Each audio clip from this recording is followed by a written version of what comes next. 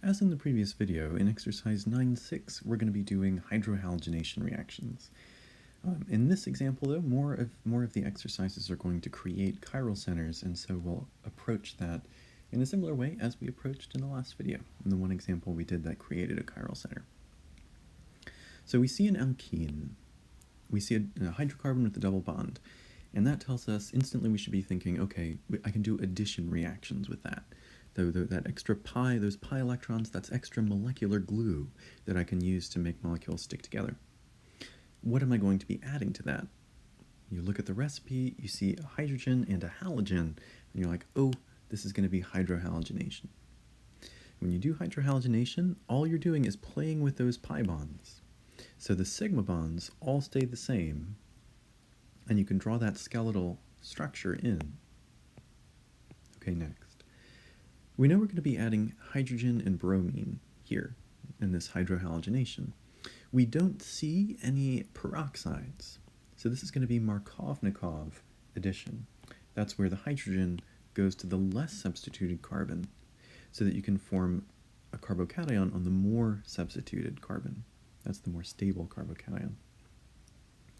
In other words, because this is hydrohalogenation, because this is Markovnikov addition, the hydrogen is going to go to the less substituted carbon. So we look at the two carbons in the double bond. The one on the left is bonded to 2 carbons, so it is secondary. Oops, secondary. The one on the right is bonded to 1, 2, 3 other carbons, so it is tertiary. In Markovnikov addition, the hydrogen goes to the less substituted carbon. In other words, the hydrogen will add to that carbon on the left. And that means there's only one other place for the bromine to go on the tertiary carbon. We do have to think about whether the carbocation that would form in the intermediate would rearrange, though. Here, this is a tertiary carbocation. The carbon that has the positive charge is bonded to 3 other carbons. Next door, the carbon is either secondary, primary, or secondary. So none of those are as stable as the tertiary carbon, and so we end up with no carbocation rearrangement. So the bromine will attack the carbon with the positive charge there, and you will add the bromine onto that carbon. So at first blush, this may seem like the final answer, and certainly we've gone a long way toward getting the final answer. But once you have added your hydrogen and your bromine in the right way, the next thing you want to look at is whether you've created a chiral center. In other words, is this a chiral center or is this a chiral center after this addition? The carbon on the left, the one with the hydrogen drawn in, is not a chiral center because it has a second hydrogen there, so it's only bonded to 3 different things. But the carbon on the right is a chiral center. You can see that that is bonded to a bromine, a sort of propyl group, a methyl group, and an ethyl group. So that is a chiral center. So we have to say what the chirality of that is going to be. And that goes back to the fact that this was a carbocation. Before the bromine added as a nucleophile, this carbon had a positive charge. Now that carbon is bonded to 3 other atoms. It has 0 lone pairs. 3 atoms, 0 lone pairs, that's trigonal planar. So carbocations are trigonal planar, that means they're flat. Well, if they're flat, then an incoming bromine could attack from the top, or it could attack from the bottom. And it will do both. Because the molecule is flat, there's no preference for it to attack in one direction or the other. When it attacks from opposite sides, it ends up creating the 2 opposite hands of a chiral center. So you'll get a 50-50 mixture, a racemic mixture of the 2 possible enantiomers. On the one hand,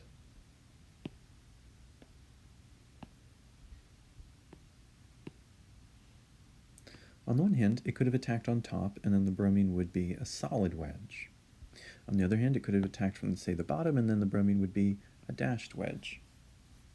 And so you get a 50-50 mixture of both of those products with this reaction. So we considered what we're adding. We saw a hydrogen and a halogen, so it was hydrohalogenation. We considered how we were adding it, either Markovnikov if there's no peroxide, or anti-Markovnikov if there is a peroxide. And then we watched out for carbocation rearrangements, and then for chiral centers that are formed, noting that if you have a carbocation intermediate, your product will always be a racemic mixture of the two enantiomers, for the same reason that you got a racemic mixture in SN1 reactions of the two enantiomers. So let's try the same procedure with B. We see the molecule, we notice that it has a double bond, so instantly we're thinking, okay, I can do addition reactions here. That's the big category that there's potential for. Okay, what am I going to add? Look at the recipe. Here we have a hydrogen and a halogen, so it's going to be hydrohalogenation. We're going to add the hydrogen and the halogen across the double bond. We don't see any peroxides, so this is going to be Markovnikov addition. In other words, the hydrogen is going to go to the less substituted carbon.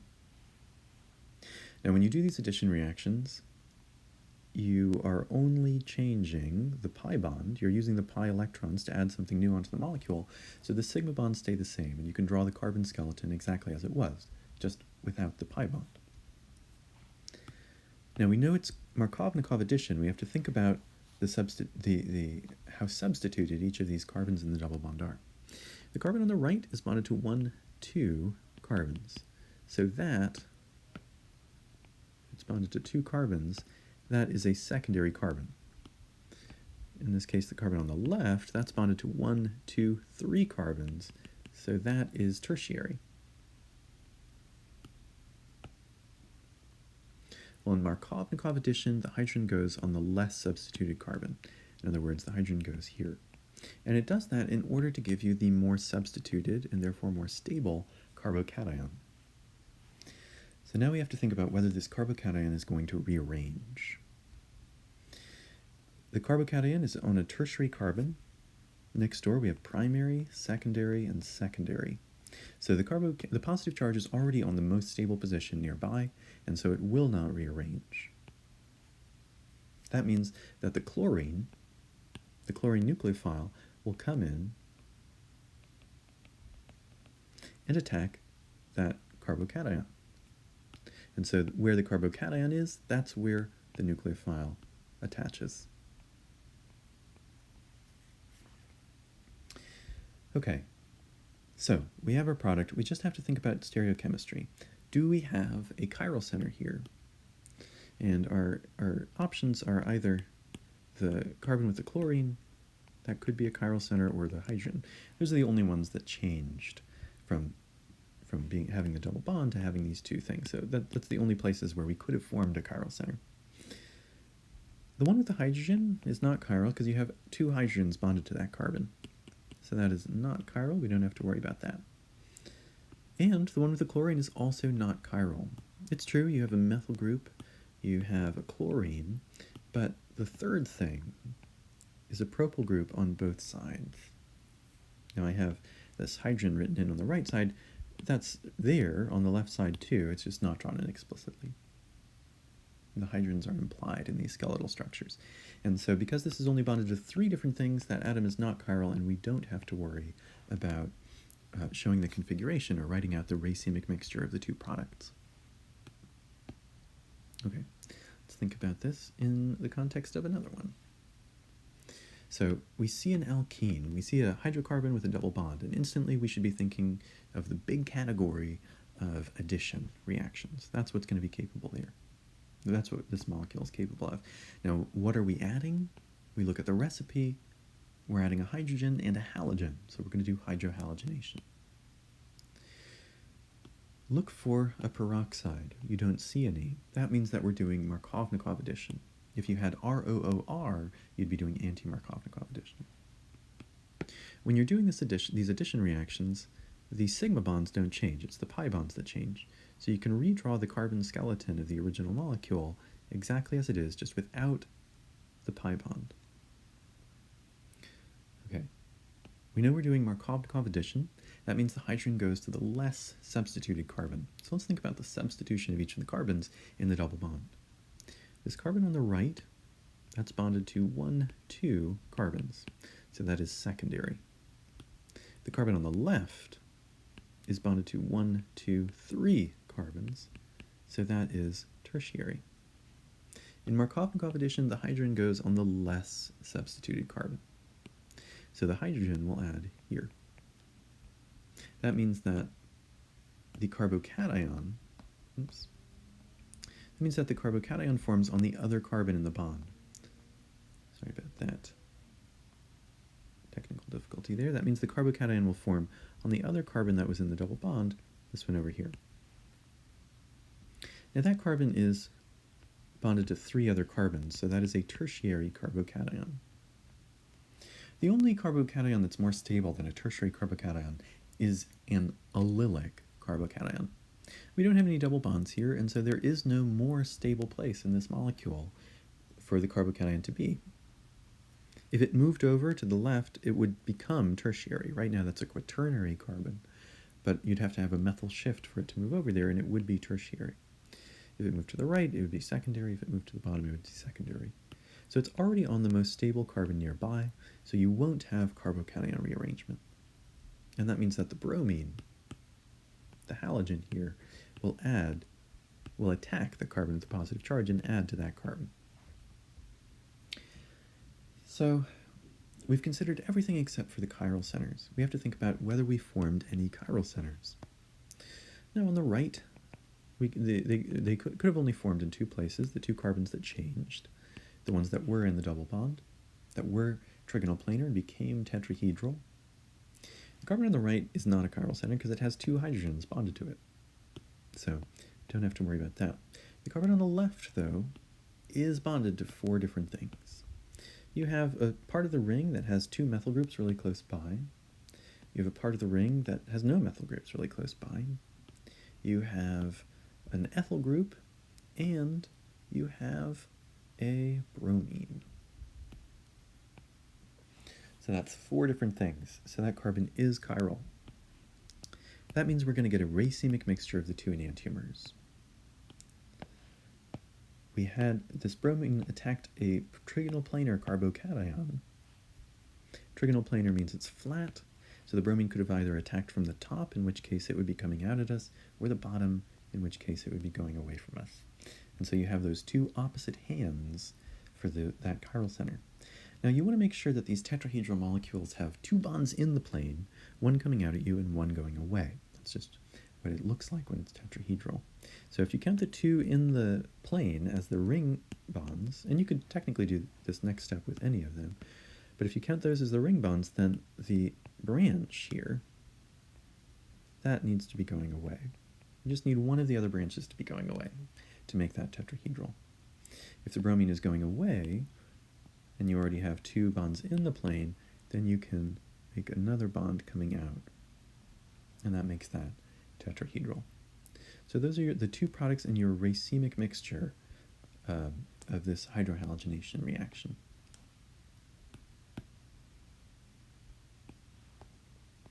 Okay, let's try this with D.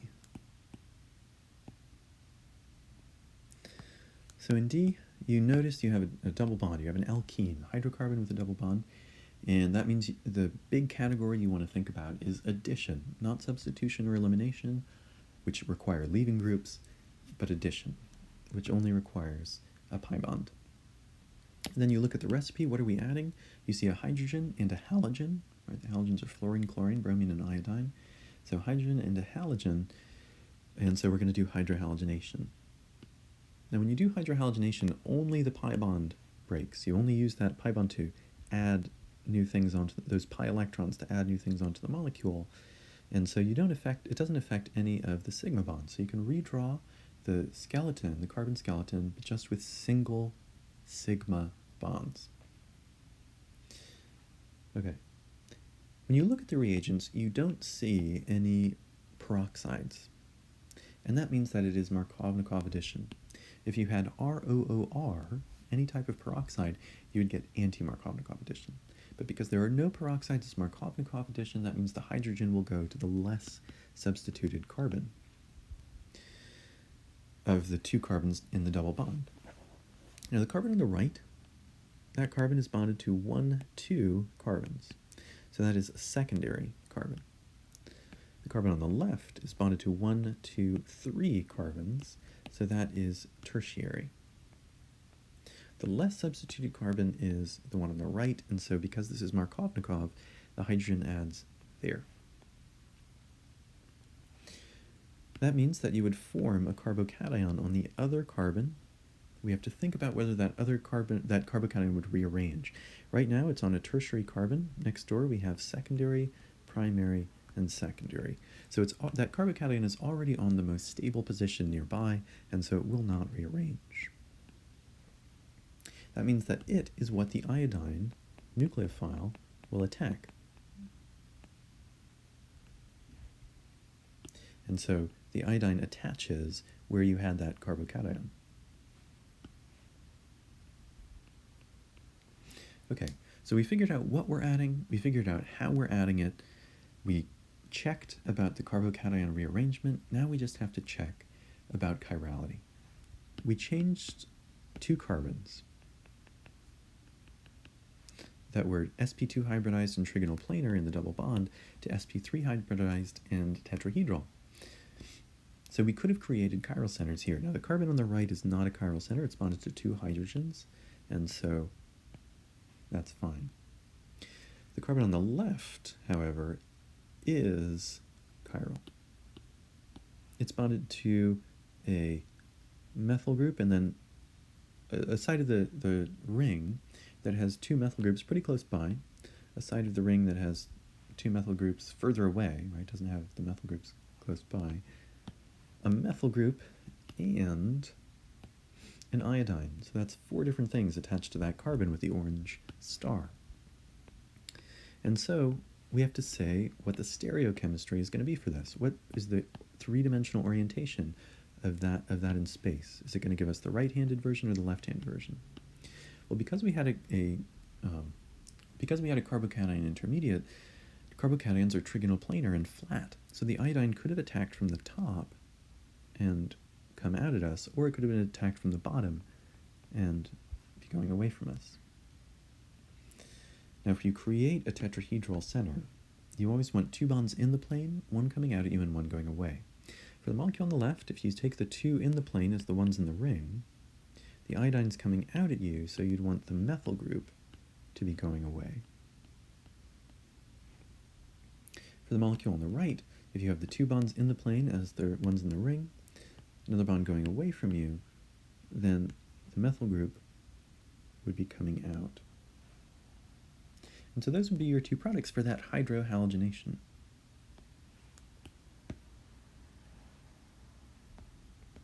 Okay, let's try this with E. So we see an alkene, we see a pi bond, and that should make us think of the big category of addition reactions, not substitution or elimination, which both require leaving groups. Well, what are we adding? We're adding a hydrogen and a halogen, so we're going to be doing hydrohalogenation. When you do hydrohalogenation, you're using the pi electrons to stick a new thing on the molecule, and so that's the only thing that's going to change are the pi electrons. The sigma bonds will stay the same, so you can redraw the carbon skeleton exactly as it is, just without that pi bond. Okay. When we look at the reagents, we notice that there are no peroxides. There's no ROOR, no molecule with an oxygen bonded to another oxygen. And that means that we're going to have Markovnikov addition. In other words, the hydrogen will add to the less substituted carbon. The carbon on the left here is only bonded to 1 other carbon, so that's primary. The carbon on the right is bonded to 1, 2, 3 carbons, so that is tertiary. In Markovnikov addition, you add the hydrogen to the less substituted carbon, so here that's going to go on the carbon on the left. And you do that so that you get the more stable carbocation on the more substituted carbon. Now we have to think about whether that carbocation is going to rearrange. It's already on a tertiary carbon. Next door we have a primary carbon, and a secondary carbon. Tertiary is the most stable, so the carbocation is already in the most stable place nearby, so it won't rearrange. And so that is where the chlorine attacks and attaches. Okay, now that we've considered what we're adding, where we're adding it, and whether a carbocation rearrangement could occur, we have to think about chirality. The only two places that could have changed are the two carbons that were in the double bond. The carbon on the left is not chiral because it has 3 hydrogens bonded to it, so it doesn't have 4 different things bonded to it. The carbon on the right is also not chiral because it only has 3 different things bonded to it. You have a chlorine, you have an ethyl group, and then you have 2 methyl groups. So that's only 3 different things, so that is not chiral, so you don't have to give the stereochemistry. You don't have to draw the solid wedges and the dashes. That is your only product for that reaction. Okay, let's try F, last one for this exercise. We look at the molecule, we see a double bond. So instantly, the big category we want to think of is addition. What are we adding? You look at the recipe. You see a hydrogen and a halogen. So it's going to be hydrohalogenation. In hydrohalogenation, you use the pi electrons to add new stuff onto the molecule, but you don't change any sigma bonds. So you can redraw the same structure just without the pi bond. Now, we're going to add hydrogen and halogen to the 2 carbons in the double bond. When you look at the reagents, you only see HCl. You don't see any peroxide. You don't see a molecule that has 2 oxygens bonded to each other. And so this is going to be Markovnikov addition. Now, that means the hydrogen goes on the less substituted carbon in the double bond. The carbon on the left is bonded to 2 carbons, so that's going to be secondary. And the carbon on the right is also bonded to 2 carbons, so that's going to be secondary. So in this scenario, it doesn't matter where the hydrogen adds. You'll get the same molecule either way. I'm going to add it on the left. That means that we'd form a carbocation on the other carbon. Notice that's a secondary carbocation. Next door to that, you have a primary carbocation that you could form to the right and a secondary one that you could form to the left. Neither of those are more stable than where the carbocation already is, so there's no driving force to make the carbocation move. So the carbocation does not rearrange. And the chlorine ends up adding to where the carbocation was. That nucleophile attacks the electrophile there. Okay, so we've thought about what we're adding, we've thought about where we're adding it, whether the carbocation rearranges. Now let's just see if we created any chiral centers. The only 2 carbons that could have become a chiral center are the 2 carbons that were in the double bond.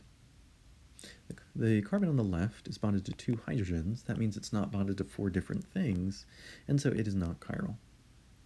The carbon on the right is bonded to 4 different things. It has a methyl group, it has a chlorine, it has an ethyl group, and it has a hydrogen, an invisible implied hydrogen. So that's 4 different things.